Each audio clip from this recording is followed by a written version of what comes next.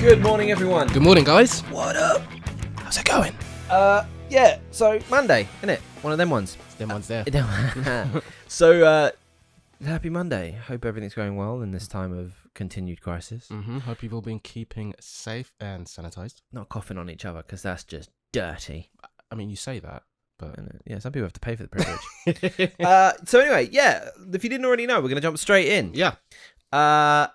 First point is Madden NFL 21. Okay, well, what are they up to now? Controversy. So the biggest problem with Madden at the moment is it's published by EA, and every year it's a year-on-year game, so a yearly release. Yep. And they've always had the same issues again and again and again, and it's getting to the point now where people can put games side by side, and the camera angles are the same, the character animations are the same, the facial choices are the same when you're building a character. Yeah. It's clearly the same. Right. And it's gotten to a point where they're being so lazy and so over the top now that there are assets that still say Madden 20 in Madden 21. So there's like billboards or like product shots that still say Madden 20, even though it's Madden 21. Right. Which goes to show that they're just like slapping it together and using old assets and not actually updating anything. Yeah. Obviously, with all the yard stuff's new, the it's the perfect team and all that stuff, franchise mode. They're making so much money. They've made billions and billions of this franchise. Oh yeah, but people are starting to get pissed off with it. And because it just sounds like it just sounds like cheap reskinning, if that. Yeah, that's exactly what it is. Yeah. So now it's I think it's the most. It's got the lowest user score on Metacritic of all time. It's like 0.3. You have to really want to mess stuff up to do that. You so it's doing really badly. People hate it, and it's getting you know, the fans are talking. They're going, "This is come on, man! Like review bomb. This is clear, and it's been review bombed, right?" So with all that in mind, and developers have spoken out, going, "Oh, you know, you've only got 2 stars." And like, yeah, well, 2's better than 1. Da, da, da, da. 2's and better it's like, than come on, guys. Oh, mate. So after all that, this kicking off, all this hope that EA will learn and maybe take a year out, you know, maybe do something new. The stats came in. Madden NFL 21 sells 20% more copies in first week than last year's game. What? So it's still like, this is why they don't care. This is why EA are like, blah blah blah. Keep crying. Still making money. Still making money. 20% more than last year. 20% more. 20% more copies in the first week than last year's game. Oh God. It's still making money, and this is why the developers are like, yeah, whatever, blah blah blah. Like, they're gonna just they're just gonna eat it up. They're just gonna crack on. There's no let them cry, because they'll just buy it. And this is the problem: is if you want to see a change in your games, you have to protest with your wallet. You have to protest with your wallet, man, because you're just letting them know that it's okay for them to take the mickey out of you. And the bugs in this game are real. Like real awful bugs. Like it's barely been play tested. I mean, I'm not surprised. I mean, they're half using old assets anyway. Yeah. And these things, and the thing is, it's not like it's a new game every year. It's not like, for example, an Assassin's Creed game where, you know, it's a different location every time, different story, different characters. This is the same thing every time, and there are bugs that have carried across that they've had years to work on this, and they haven't. So anyway, that's just poor. 20% up. Still 20% up. It's never going to change. I mean, guys, come on, man. Just let them know you're not having it. Like, what's the point in kicking off and screaming about it if you're not going to do anything? But then you're just going to still part with your $50, $60 or whatever. Yeah. Begrudgingly, you are still giving them $50, $60 or 40, 50 quid or whatever. No. But they will. And this is the problem. EA know it. They don't care. And it comes from the top. And it's just like, guys, you've got to get this thing through with your wallets. Anyway, that's some deep Stockholm syndrome kind of. That's some naughty. It's levels. Yeah. So there's that. Yeah. Warner Brothers Interactive Entertainment. It was on sale. Oh yeah. Remember that? Yeah. Couple Billy. Warner Brothers Interactive Entertainment no longer for sale. Report sources tell Bloomberg the publisher behind Mortal Kombat, Batman, and the Lego franchise was seen as having too much growth potential to sell. Really? So now it's like, oh no, you know what? This isn't doing too good. We should sell it. Okay. And then they're like, oh yeah, you know what? It's actually making quite a lot of money. You know, we should probably No. Bring it back. Yeah, we can make a cool. We can make some, for for real. And that's what it is. Mortal Kombat's doing really well. Yeah. We've got a new Batman game. We've got a new Suicide Squad game coming out. Yeah. W Montreal are making Gotham Knights. Yeah. So off of all of that, they're probably like, oh, bring it down. Yeah. Because it's actually going to make a lot of money. Wow. So that's no longer for sale. That's an about face, isn't it? Yeah, man. That's a huge about face. They're just ringing that Gotham. They're just breaking that Gotham piggy bank. I mean, it's the Gotham. What do we call Renaissance now? Like it's almost gonna be that thing, isn't it? But did you hear about Arpats? Robert Pattinson? COVID. Poor guy, man. It literally got to a point where I think this is the second freeze in production of the Batman. Yeah. Due to COVID. I hope we hope he's. I alright. hope he pulls through, and I've got every confidence that he's going to do well. But I think I was reading in a mag the other day a line that said, "This is possibly Hollywood's worst nightmare," simply because of the fact that obviously we're trying to open up again. Productions are starting to open up again. Yeah. But then one of your big boy actors has just caught COVID on set. A few of them now. A few of them, which means safety for for everybody else on set as well. Yeah. You got to think how many people are in proximity of him as well when you look at makeup and costume and blah blah blah blah and blah. all the rest of it. And that's the same week that it was announced that The Rock whole family caught COVID as well. So I'm just thinking, man, like I don't know, cinema. Let's not rush it, boys. Yeah, let's just take your time. Just the push all the slates back. Film schedules are so tight. They are. That it's a house of cards, and if it is. Yes, if it comes it's a massive domino. I mean, effect. It's just wild how you see it. How it's affecting your films, right? Yeah, just take a year or two off, man, and just leave it. I mean, the trailer looks great. I'm really excited for that movie. Yeah, I think it's gonna be good. The Avengers. Speaking of superheroes, the Avengers came out. Yes, I've been hearing about this, and I've noticed a couple YouTubers dipping their toe in. There doesn't seem to be like a mad. Everyone's kind of taking their time. It feels like everyone's taking their time with this. Right. Like it's a long game. It's one of those things you got to grind out and get done. Yeah. But there's no like big reviews out yet, which suggests that either there weren't any review copies sent out, which is a big red flag, because they're worried it's going to get negged, and then no one's going to use it, no one's going to play it. Yeah. Or people are enjoying it and they're playing it. Like I watched a little bit on Twitch. I will probably get it so I can speak. You're gonna get it? I'll probably speak to you about it. All right. I might have to do like an episode on it. All right. I might have to backseat you and backseat. I think it's one of those things we might do an episode on it. I'll buy it and we'll go through it. Yeah. As a social experiment. A social experiment. But people seem to be enjoying it. Like there's no like clear negative moment happening right now. Like when a game comes out, normally there's like a moment where it's like, this is dreadful. Yeah. We're not going to do it. Well, there's nothing either way, I find. There's no... this is amazing, this is bad. Yeah, it's just kind of... All right, let's just stay silent. Like, let's just not say anything. Yeah. Let's not rock the boat too much. Let's just see... Let's try and play this for what it is and see what we can garner from it. Yeah, I'm curious. Which is a good thing, because it means that... before, like you say, before there's any real neg about it, it's actually being given a chance. Probably because of the fact that it is Marvel's Avengers, right? So yeah, it's got that kind of leverage to it. It's got that weight to it. So people are like, all right, well, let's just see. Do you know that? Let's just see. Here's a fun fact for you. All right. Keeping on the Avengers train, on the A train. Yeah, true. Boys, amazing. Boys, awesome. So there was originally an Avengers game that was supposed to come out in 2011. Right. Around the time that the first Avengers movie was 2011. No, it was before that. Way before that, wasn't it? Anyway, there was a game that was being made before Captain America, so it must have been way before that. Right. And it was made by THQ Australia, and it was a Left 4 Dead style four-player co-op game that was first person, and you got to play as Iron Man, Thor, Captain America, or Hulk. I don't remember this. And it never saw the light of day. Yeah. It got cancelled. Right, yeah, of course.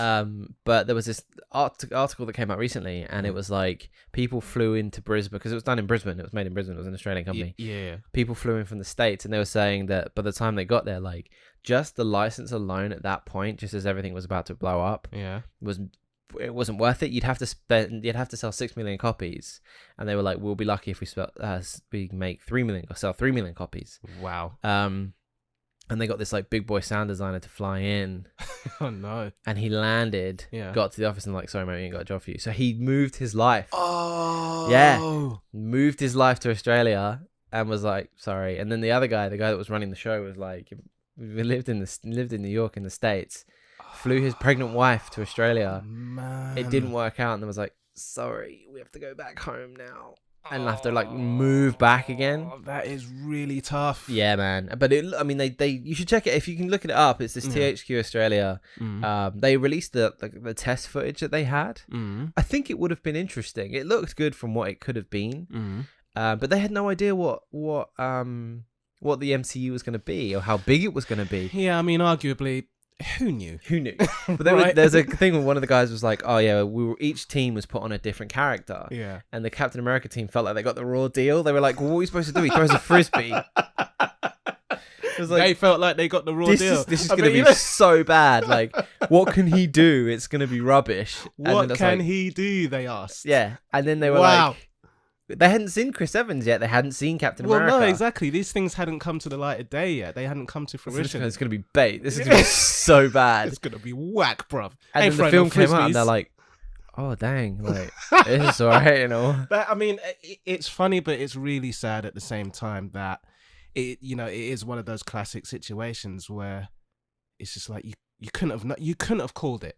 Nobody could have called that. No, absolutely not. Nobody could have called. It was done. It was, a fleet of people Yeah. put the time in. And apparently there was a Captain America game that came out that Chris Evans saw, and it changed his fight style as Cap No way. for the movie. Really? Yeah, because it was more acrobatic Right. in the game. Yeah, That was a Captain America game. Yeah. And it was more acrobatic. And he was like, that's actually really cool. Can we do that? And then it kind of started bleeding into the MCU. So it kind of, yeah, and like kicking the shield and all that stuff. Yeah. And then this first person Avengers game wanted to do like team up finishes. And they were trying to figure out what to do, but they couldn't figure out what to do with Cap. And I was like, if you look at it now, what to do with Cap? If Iron Man does his pulses into the shield, and it's like, but they didn't think of that. Oh man, it's just I found that really interesting. So yeah, there was that. Okay, cool. Good facts. Shenmue. Oh yeah, is getting an anime. Oh, it's getting an anime now. Yeah. Wow, that could be good, It could be good. I mean, there's been a lot of buzz around Shenmue over the last year or so, probably a bit more than that, but yeah. But yeah, that could be interesting. Could be good. I'm curious. Is it going to be Netflix? Does no one know yet? No one knows yet. I think Netflix will hoover that up. What, anime? Yeah, let me get that. No. Crunchyroll. No? Crunchyroll and Adult Swim. Crunchyroll and Adult Swim. Yeah. Right. If it's Adult Swim, it's going to be deep. Yeah. Okay. And that means it will eventually end up on either Netflix or Prime if it's Adult Swim. So they're saying Shenmue the Animation is a 13-episode series that retells the story of video game protagonist Ryo Hazuki as he hunts down his father. I'm sorry if I said that wrong. Hunts down his father's murderer. Japanese studio Telecom Animation Film, who did Tower of God and Lupin 3. Lupin the Third, yeah? Okay. Yeah. Will handle the production with direction from Sakurai. I'm so sorry if I butcher this. Shikara. Come on, man. Who did One Punch Man and Food Wars. Oh. Shenmue creator Yu Suzuki has also joined the project as an executive producer. An air date for Shenmue the Animation has not been set, but more details are expected during the Crunchyroll Expo panel. So there you have it. All right, some more tasty anime coming. I feel like there's a bit of a, well, it's almost like an anime renaissance as well. I mean, we've had Castlevania. Getting Resident Evil. I miss One Punch Man. I need to watch one more. I need to watch the second season actually. It's not. It's you heard about the whole thing about One Punch Man, but it was like they put loads of time into season 1. Yeah. But then because it was so successful, they were like, right, we need more, bigger, better, but with half the time and half the money. Standard. So the animation was like, it's not as clean and it's not as crisp as the first season. Right. Because they were like, come on, get it done. Yeah. Which is a real shame because you think you'd be like, right, this could be our flagship anime. This is so great. But alas. Oh man. But is it not clean and crisp in the way that, for example, old anime from say like the 80s, 90s, they had that sort of like rough around the edges sort of like feel. Yeah. That sort of, because I kind of like that. I think there's less animation. Do you know what I mean? Okay. It feels like there's less movement. Right. When I watched the first, I think I watched the first. Is it like 2-frame movements? Yeah, like it just feels like they don't move as much as they did in the original season. So, all right. I know it's kind of disappointing. That's interesting. I still love it. It's still a great show. And And that's all I got. Okay, cool. You got some stuff, don't you? I got a couple things. Yeah, you know, I've been trawling the old interwebs a little bit, and Me.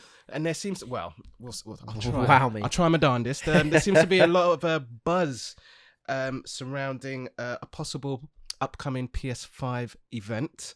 Yeah, I was reading the Express magazine or expresspaper.co.uk.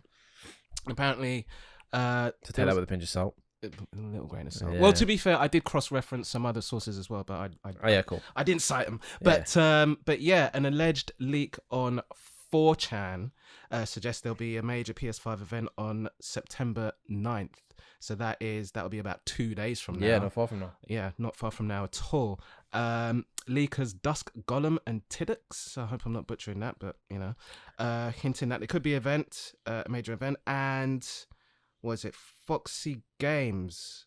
I find that interesting they haven't announced it if it's only a few days away. Yeah. Because normally you'd hear about it inside of a day or two. You would do, but then the interesting thing is that apparently PlayStation France on YouTube have recently uploaded some videos, but they've all been set to private, which could suggest that there's going to be a big reveal of some things circa that time. Yeah. So it'll be interesting. And also let's call it the rumor within a rumor around that is that this one is a massive grain of rock salt. So, you know, okay. Silent Hill reboot could be announced. Bullshit. Sorry. Dude. No, sorry. At least I made it to the end last time. The swear jar. Sorry. I'll pass a pound in the swear jar. I hate that. Yeah, but I thought I nearly did it again. I'm so sorry. I'm so sorry. That's why I thought that might get you. That's why rubbish. I saved it. It's rubbish. It's not true. But there seems to be like more people talking about it, like alleged leakers that have, what's the word I'm looking for? Been true to their word in the past. But I don't know. Again, Duke Golem's name comes up, and somebody called Aesthetic Gamer, who interestingly have been known to get things wrong in the past, but have also been known to get things right. I think one of them...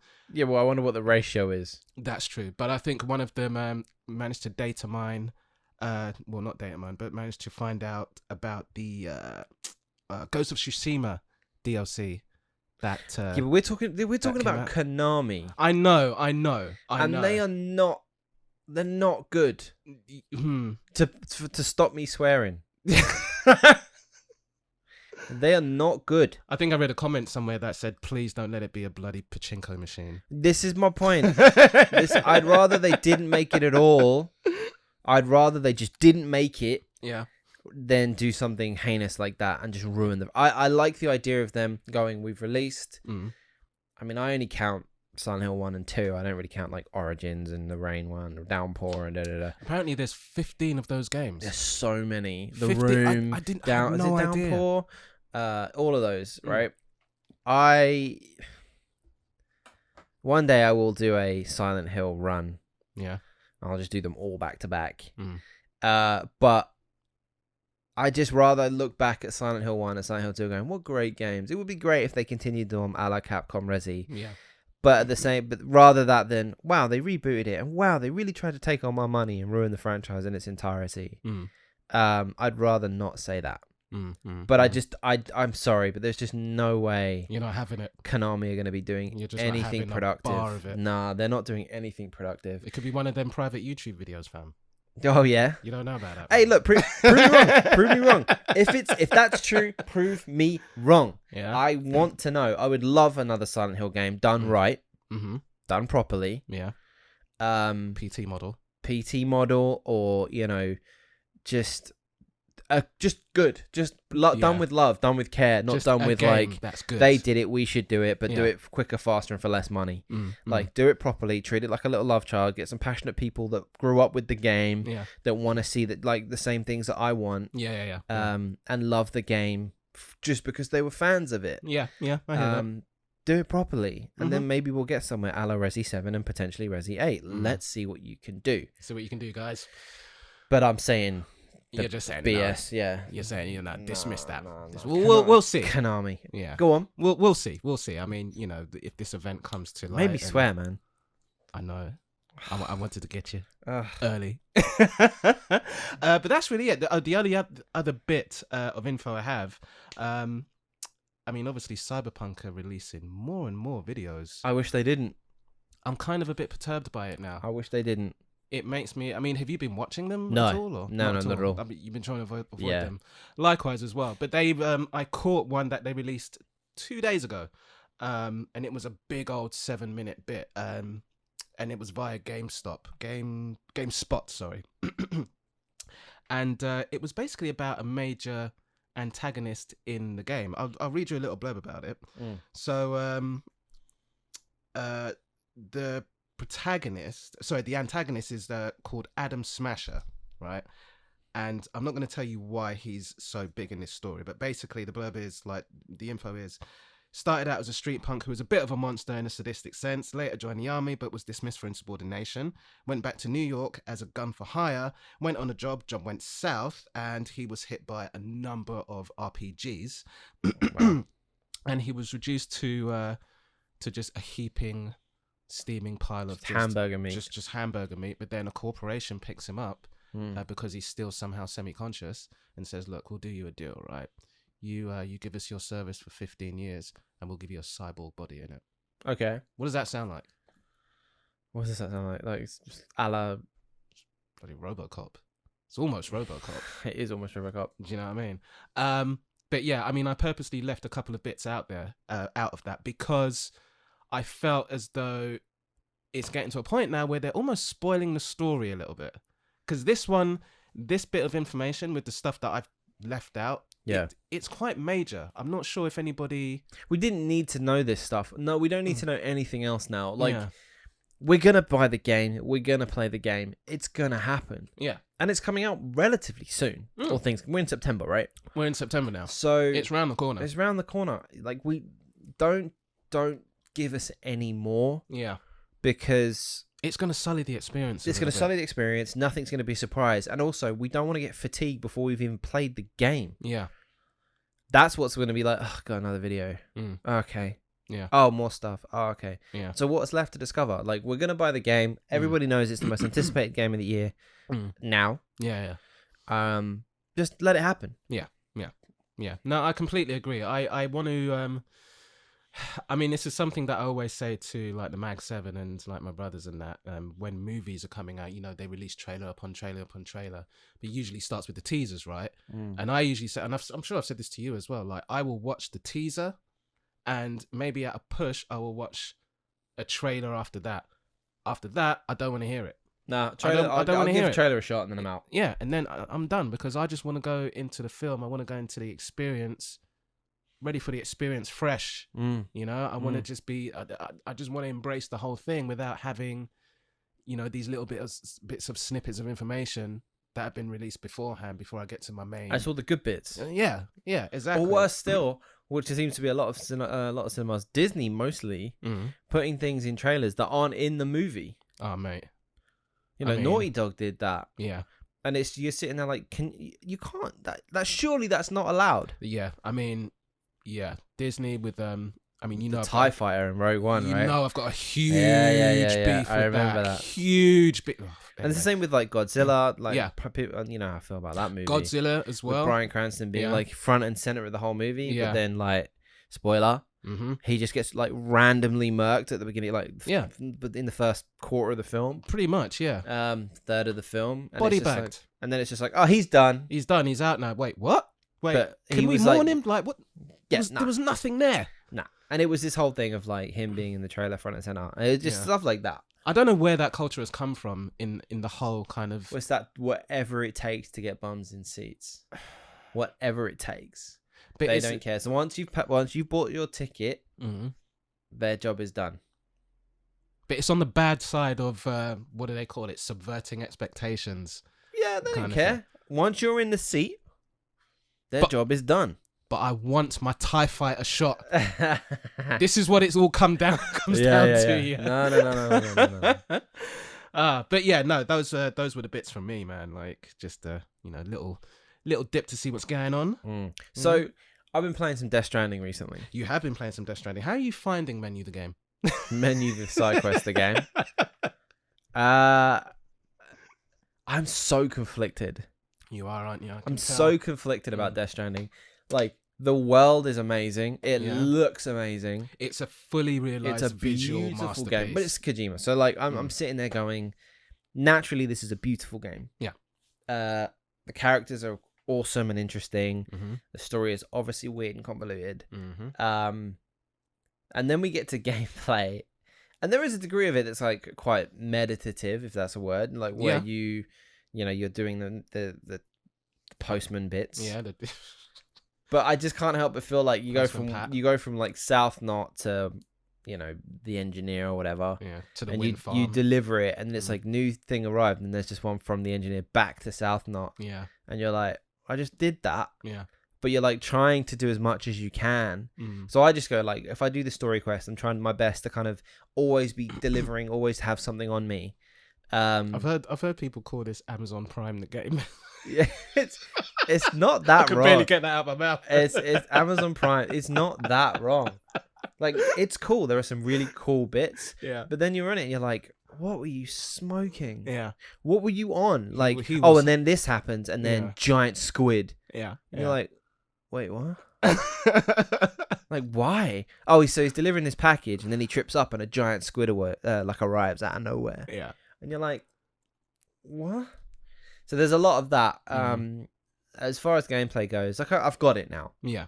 And the menus I get. Yeah. So you've kind of mapped yourself to the menus. I've got the menus. Yeah, because when I mean, I haven't finished it yet, as you know, but when I was starting it, it was a lot of, okay, there's a lot of menus and words and bits of information, and then there's numbers, and I ain't good at maths, so why are you giving me numbers for? Thumbs ups and likes. Yeah, and all of that. Yeah, so it took me a while to sort of just really grasp what was happening, and then, as you know, I love doing all side quests and exploration, so I spent a lot of time.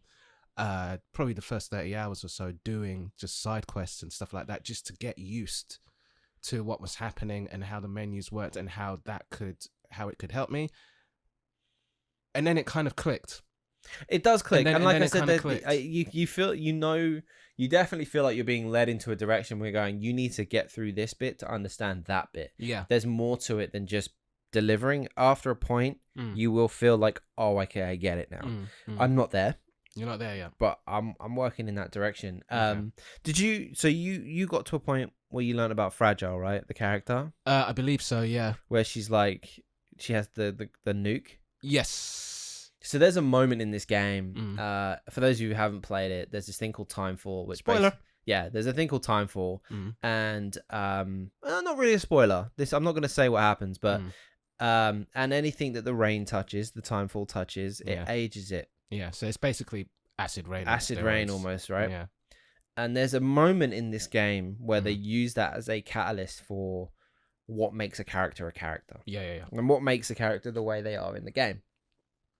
And it was a really, really like deep kind of, for me, it felt impactful. I mean, Troy Baker's in it, so I was obviously sold. You were already in there. But it was a lovely moment, and it was this moment of the dialogue really worked, the way the characters were acting the scene, the actors were working, that was amazing. It really came together for me, and I was just completely like enthralled. So my question is, okay, this is what triggered it for me when we had this conversation about what we'll talk about, was impactful moments in gaming. Okay, yeah. That will always be with you. And I mean, like, from any time period, like, is there ever a moment where you were like, I will never forget this moment, whether it was like hyper emotional or super angry, or just, was there a moment, a scene in gaming that made you go, I will never forget this? Ooh, wow. I mean, a la, like, Seth Roth, end of disc 1, Final Fantasy 7, Ares. Yeah. Like, yeah. I'm old school when I say Ares and not Aerith, right? Due to the poor, what was it? Poor translation. It was wasn't poor translation. Yeah. So like that scene for me was like that. I mean, that's a huge scene for anybody. I don't care who. You even if you're not a Final Fantasy fan and then you play that, that game is going to stick with you a lot because of that scene. Yeah, and the Like, first time. Sorry, go on. No, go on, dude. No, I was gonna say, like, obviously there are other great things that happen in that game, but that scene, that's the memory you're gonna come back to when you're. Yeah, that scene, and for me, it was the first time you take on like Final Form Sephiroth, and the music kicks in, and and like that for me was I was so amped. Yeah. So yeah, like, is there any scene that you can like come to? Yeah. And why? I've got a couple. I'm gonna go right back in time now. You remember Batman the movie? What, the Tim Burton one? Tim Burton one. Yeah. Yeah. So I think it was Ocean Software, because that came out. Sorry, the film came out in 1989. I think Ocean Software did a game a year later based on that. Was that the one where you were like driving? Yeah, you were driving, and then it was a lead platformer. Yeah. It was a combination of those two, and I really loved that game. Like I thought that game was, like, for what it was and what it was mimicking, I thought it was really, really special. But at the end of the film, spoiler if you haven't seen it, but what are you doing? But why haven't you watched it? You remember that bit where, you know, the Joker's on the ledge? Yeah. You know, he's hanging there, and, you know, Batman's trying to pull him now, and then it just goes dong, and he goes and he just disappears into nothingness. And they do that in that game. Really? They do that on the Commodore 64 as well. The Commodore 64, Wow. they animated it well enough. I might have to look that up.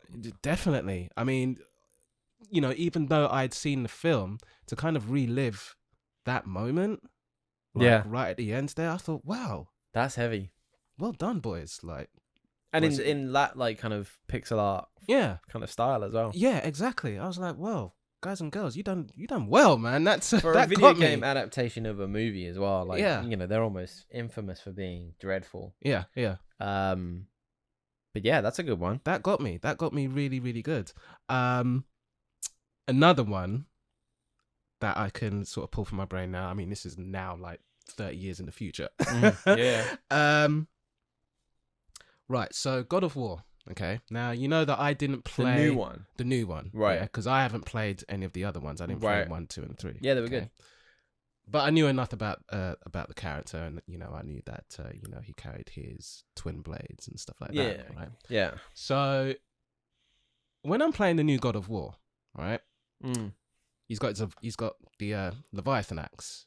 I'm like, yeah, this is a cool weapon. You know, you can do a lot of stuff with it. Yeah, it's amazing. But in the back of my mind, I was thinking to myself, why doesn't he have his twin blades though? Yeah. Like, even though I haven't played it, why doesn't he have those twin blades? Yeah. And then it gets to a point in the game, you know, it's all kicking off now, and he's had enough. Spoilers, heavy spoilers, by the way.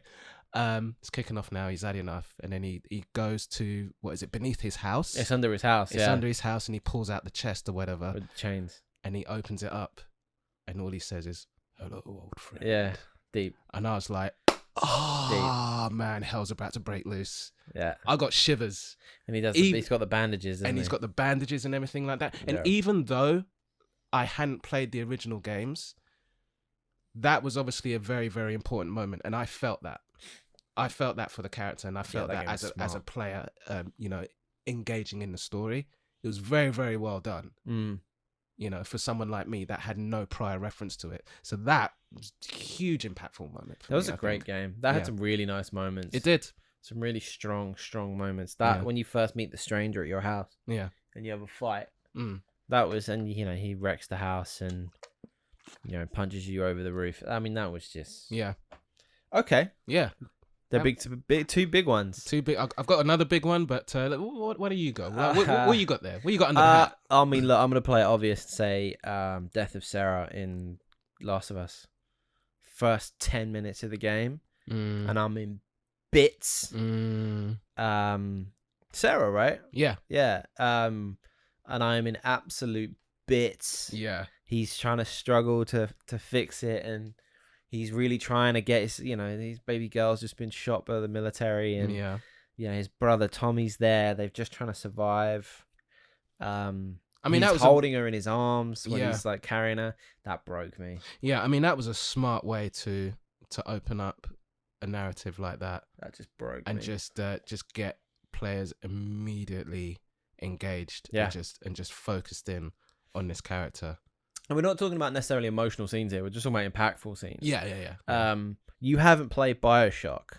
I've not, but I've got all 3. Yeah. So BioShock 1, and I'm only going to say, would you kindly, like, if for those of you that know, you know. Yeah.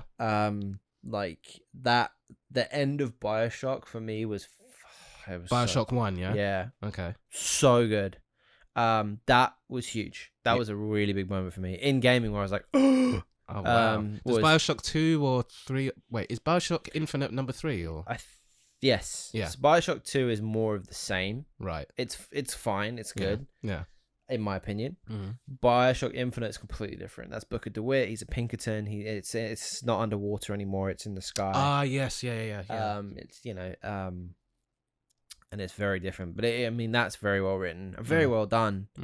And it touches on some big topics that makes you think, and that was really cool. But it definitely wouldn't be in my list. Okay. But for some reason, BioShock 1, when I was young enough, when I was playing that, I was like, oh my god. It was great. I thought that was really clever. I have to lean into those, man. That was good. Silent Hill 2, man. Pyramid Head. I felt bad because I haven't done it. Even in the movie, yeah, you've seen the movie though, right? Oh, I've seen the movie. When she flays, yeah.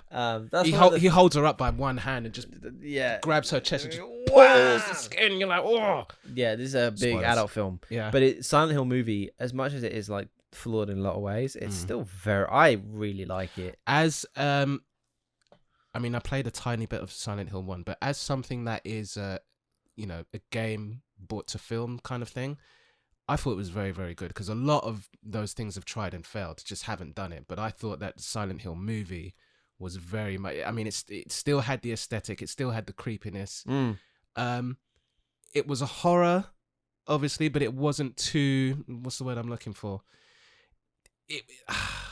I don't know. It was only ever slightly cheesy, but not cheesy in the way that horrors tend to get. That just kind of pulls you out of it. Do you know what I mean? Yeah. It still managed to keep its sense. There's a sequel to that, There is. I don't want to watch it though. Does it not look good? Nah, not really. I think they tried to copy Silent Hill 3's style. Really? Yeah. No, I think I saw a trailer to that a while ago, and I thought, nah, don't ruin the first film. Don't ruin it. It was good. I mean, the nurses and everything. Yeah. But there's a scene I've just always enjoyed it. For some reason, I don't know. It's not necessarily impactful or anything like that. Just for me, when like I can't remember the names, but the woman in it, who looks like his wife, and she goes. She comes in and he's like, oh, hey, I thought I'm so glad you're all right. Anyway, and she's like, anyway, I could have been killed out there. Like, and you say anyway, you could be at least a little bit happy to see me. And just the way it was acted, the way she just switches. Yeah. I just thought it was a really fun scene and really, not fun, but like, it was a great scene to watch. And it just pulled me deeper into Silent Hill. Yeah. What else? I've got one more. Is it going to be controversial? No, it's not controversial. And it's something that we've spoken about before, actually. We've touched on it a couple of times. Okay. And it is out of The Last of Us 1. You probably know what I'm going to say now. Is it Tess? No. It's not Tess. It's Ellie. It's Ellie. Okay. So after she has the... spoilers, if you haven't played that. Jeez, guys, come on. Yeah. Yeah. So after she has the experience with the cannibals. Mm-hmm. Oh. Yeah. Yeah. And then the scene after that, where it's done a little bit of a time jump now. And you as Joel are walking with her, but you're trying to walk next to her. And she's just she's awkward and she's shuffling away on purpose. Yeah. Do you remember that? Yeah. Like as part of the gameplay. Yeah. And she's like distracted. She's distracted and you're trying to get nearer to talk to her. She's just like, no, I'm going this. Yeah, she's just not having it. And she's like, you need the ladder, and she's not doing it. And yeah. And it was a great game. And for me, it was a rare moment. I think it was the only moment I've ever felt in playing a game where I thought, did I do something wrong? Yeah. It really broke the fourth wall for me. Put it that way. God of War did something similar to that with Atreus, and how when he found out he was spoilers. God of War, when he finds out that he's something that he. So we're not saying it then. Nah, we're gonna leave it. And then he just becomes a little punk. Yeah. And then he starts getting really mouthy, and you're like and it makes you want to reprimand him. It makes you want to be the father and be like, "Oi, wind your neck in." Like, yeah, true. You do really want to rein him in a little bit because Yeah. you just think you're just being a bit of a spot brat, aren't you? Just hold it down. Get it together, You're not anything yet, boy. Yeah. Oh God, yeah. Jesus. You know what I mean? That's a good one. Yeah. Last of Us though kind of set the bar for a narrative, like really hard hitting, almost television style, film style. Yeah, it did. Acting. Yeah, it did. And, you know, those moments where you're thinking, going, "Gee, oh my God!" Like, yeah, some really powerful performances there. Because everyone says Last of Us, even we say Last of Us. And I was trying to think about this when we were prepping. It was this idea of, you know, BioShock being this twist, Last of Us being this heavily emotional moment, the God of War and its entirety and its size. An impactful moment in a game can be anything from what you were saying, which is a very small kind of, I think nuance is the right word, this like subtle touch during gameplay, to I'm all about my subtleties. To these big cinematic moments that Kojima loves. You look at Metal Gear and these moments that he has. There's just this huge flux of what people find impactful, because some people say, yeah, but I saw that coming, or, you know, it's a hook, they see it as a play. There was a scene in Mass Effect where they're evacuating Earth, and I think it's a little boy evacuating Earth, you know. Wow, was that Mass Effect 2? Mass Effect 3. Okay, I didn't do that one. And this little boy gets on this boat, on the boat, and you're on your ship and they're going and everyone's leaving, and then that ship gets shot down as you're trying to break orbit, and he's just like with the door open, just being like, oh, and you're like, oh no, because you see the kid get on the boat and he's like, thanks, and you're like, oh God, and then as it gets shot down and you're like, those moments you're like, oh no, and there's nothing you can do. That's what's interesting as well, is like in those moments you're like, the games have a habit of making you the hero and making the change and being able to rescue and save the day, but at the same time they make it at the same time being, sometimes we take that control away from you, precisely, and that's what makes it impactful or sad, because you're like, no, you can't save this person, there is nothing you can do. You can't reload the game, like this person is gone, he or she is gone, that person is dead, this thing is over.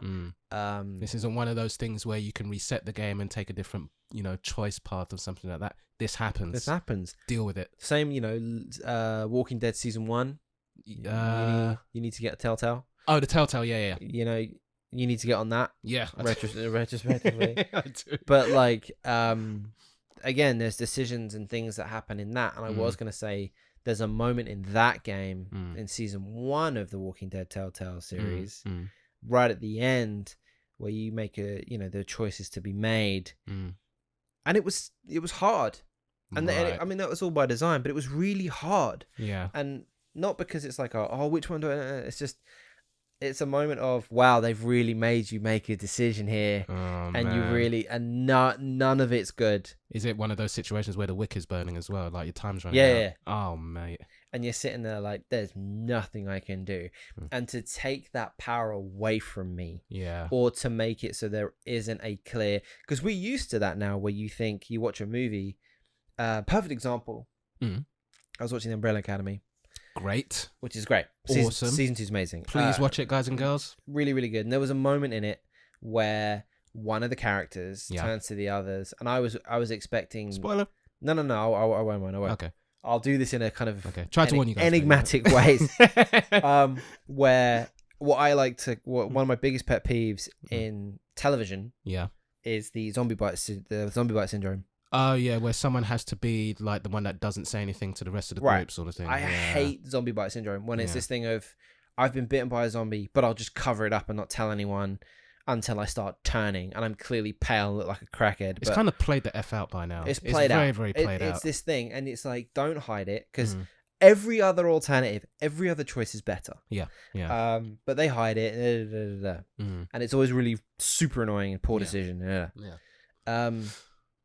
well, I was going with this now. Oh yeah, Umbrella Academy. Yeah. So there was a moment in one of the characters is like, look, I have a situation and I need your help. Mm-hmm. Instead of just disappearing off to kind of figure it out for herself, Mm-hmm. she says, I need your help. Mm. And they all go, sorry, we got priorities. Yeah, I remember that. And that was quite impactful. It was impactful. Yeah. And also, but at the end, it's like, Klaus is like my guy. Like, I think Klaus is great. He's the one that steps in and goes, right, never mind, we're doing this together. Yeah. And there was this beautiful, yes, amazing, great. Yeah.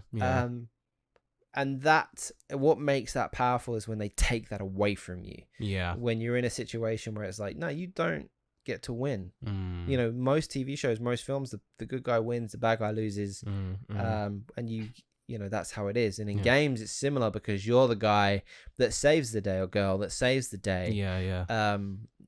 But when they take that away from you and you have to sit and watch, especially after like a big fight or a big battle or something you've done and it still doesn't pay off, and you're like, oh, that hurts. That hurts. Yeah, it does. It does. But that's really great.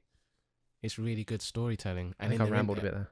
Sorry? Did I ramble a bit there? No, not at all. Okay. I mean, I completely feel it. Because as you were describing that, I was reliving that scene in Umbrella Academy. And I remember watching it and how it made me feel when they were just like, well, no, we can't. We got other priorities. And I'm just like, you are all morons. She like, didn't do the zombie bite. I was like, she didn't do the zombie bite. Exactly. She told you. And this is kind of part of the problem with why she is kind of the way she is. Guys, come on. Yeah. But then Klaus got in the car. And it was this whole thing. Yeah. And that was really, really cool. And I'm thinking having those moments in games is really important. It is. Yeah. But I also think that giving the player too much choice is actually a bad thing.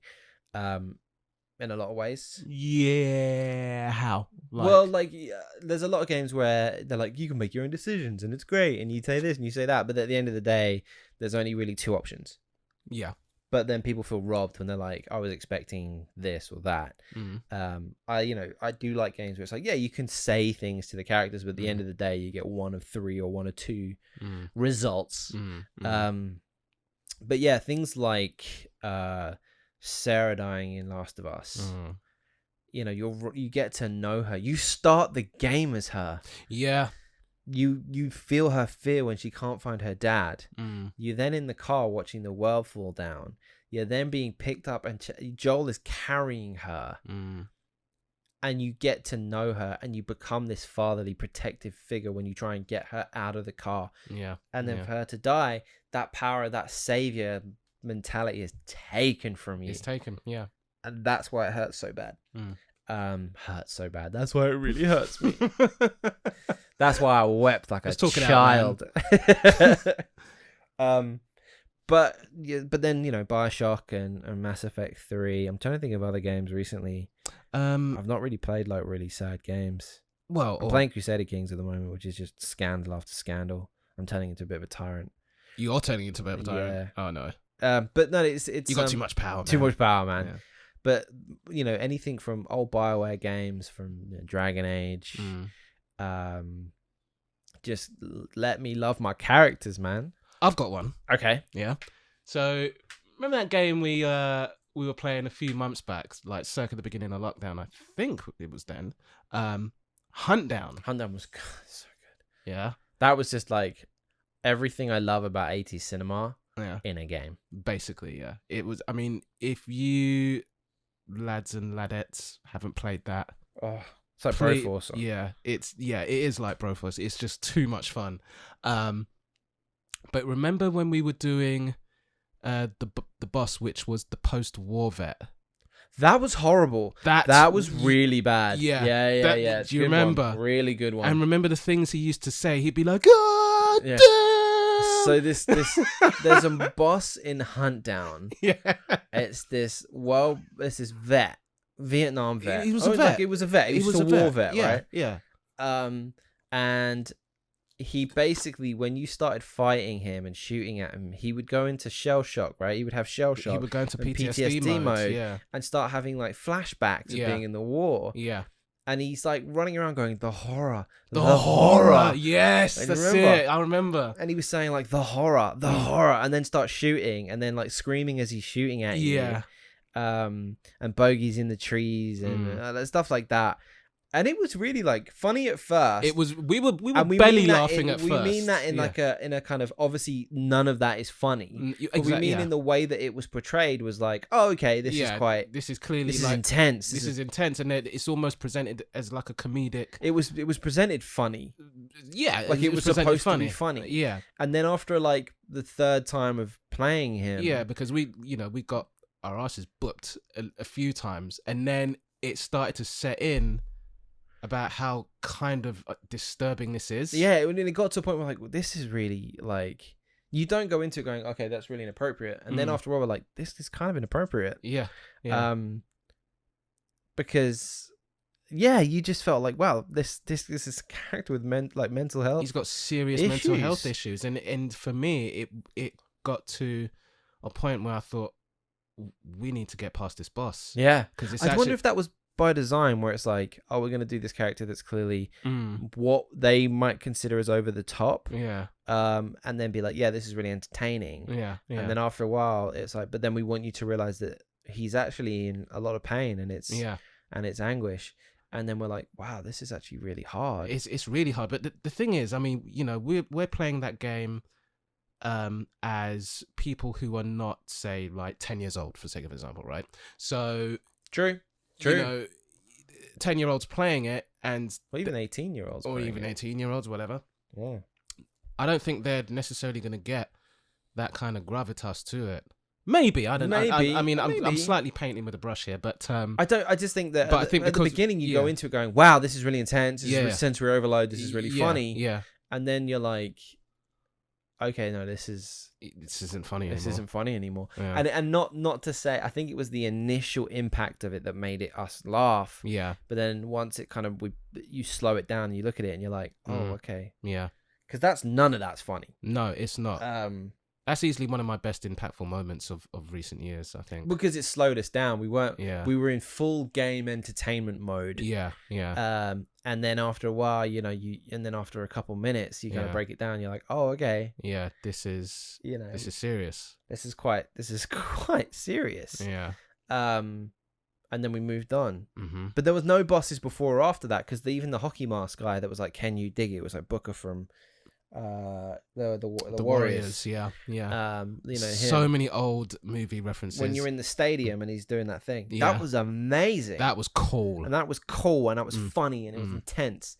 And then you had the number one suspects. The number one suspects.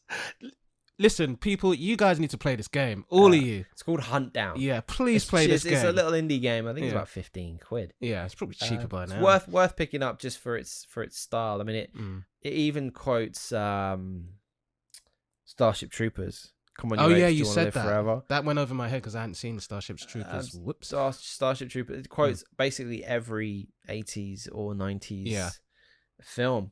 It does. It was great. Anyway, that's a really, really good one. Yeah. Just for the reason it made you look at yourself and then go, okay, actually, let's not. You can't just put on the entertainment glasses. Yeah, you can't just laugh at this and just. Yeah, that was really impactful, actually. Treat this with respect. Treat it with respect. That's a good one. That's a great one. Yeah. I can't top that. For something that was like a 16-bit side scroller or whatever it was, like a retro side scroller, because you would, I suppose, expect that kind of impact in games like we've spoken about graphically, like Last of Us or God of War or whatever. Yeah. But to have something like that come through on a retro style looking game, and have it be that intense. Someone had to have voice acted that. Oh yeah. I don't know. Definitely check. You guys should check out the trailer because the trailer is a lot of fun.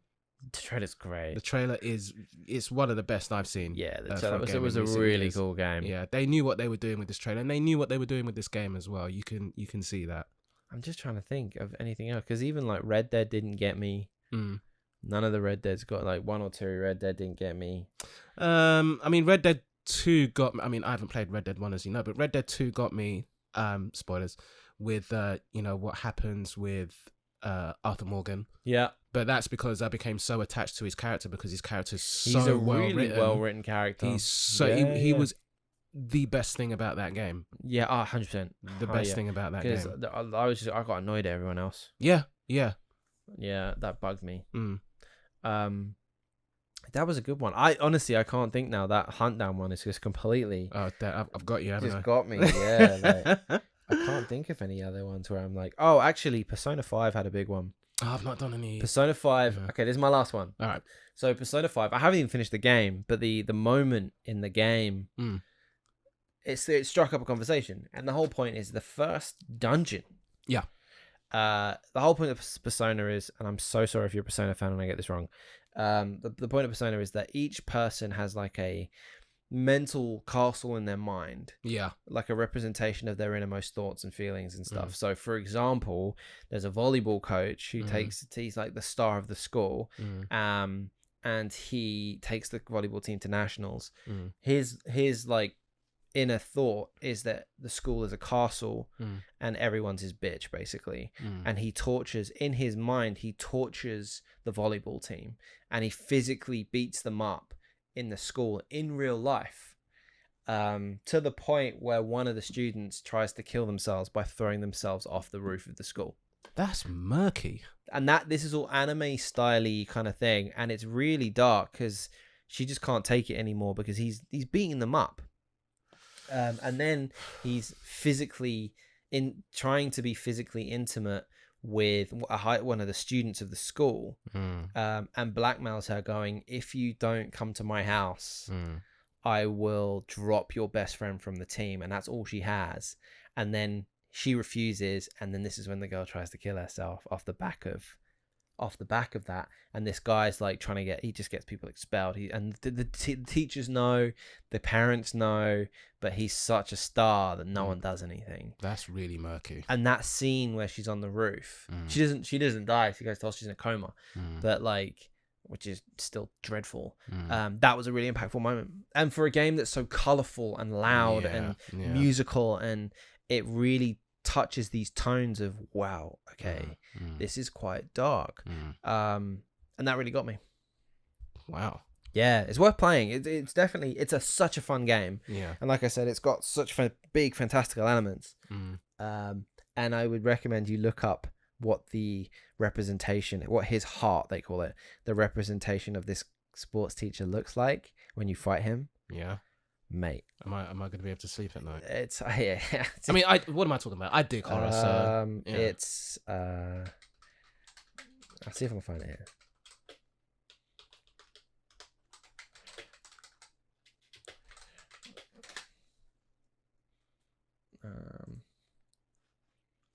I don't know if I'll be able to find it.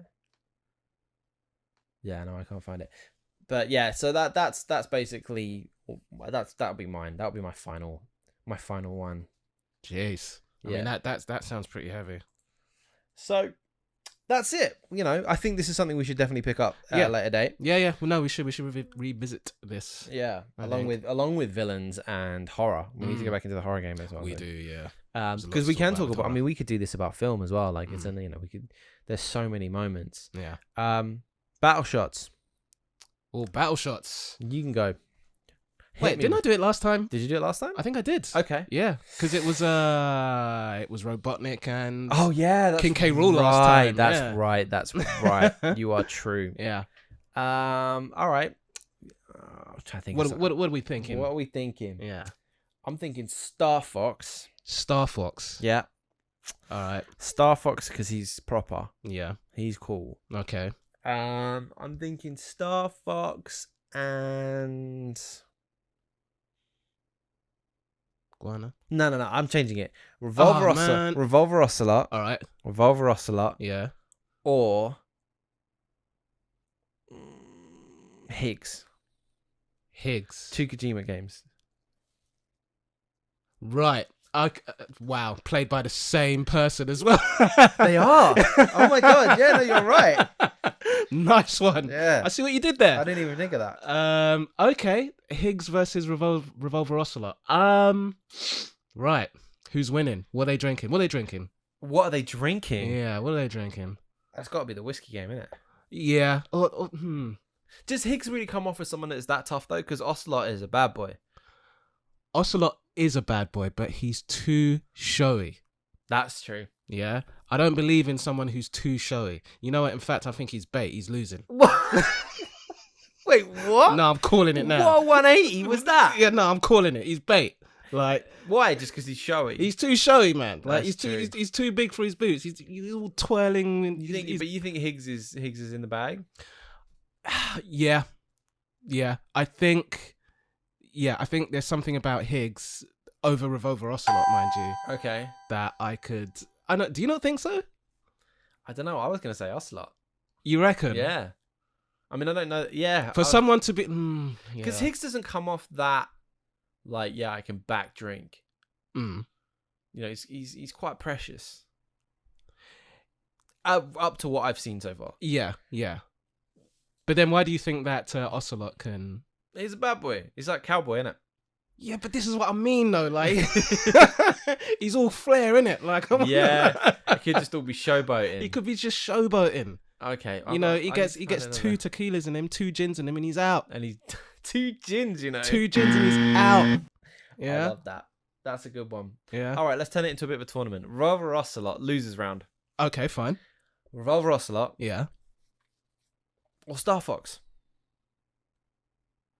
You're gonna hate me for this. You're gonna say Star Fox, aren't you? It's gonna be Star Fox. Why? Because Star Fox, for me, I put Star Fox and what's his name, Maverick out of Top Gun Oh my god. in the same sort of category. Okay. Yeah. So we're saying that Maverick and Star Fox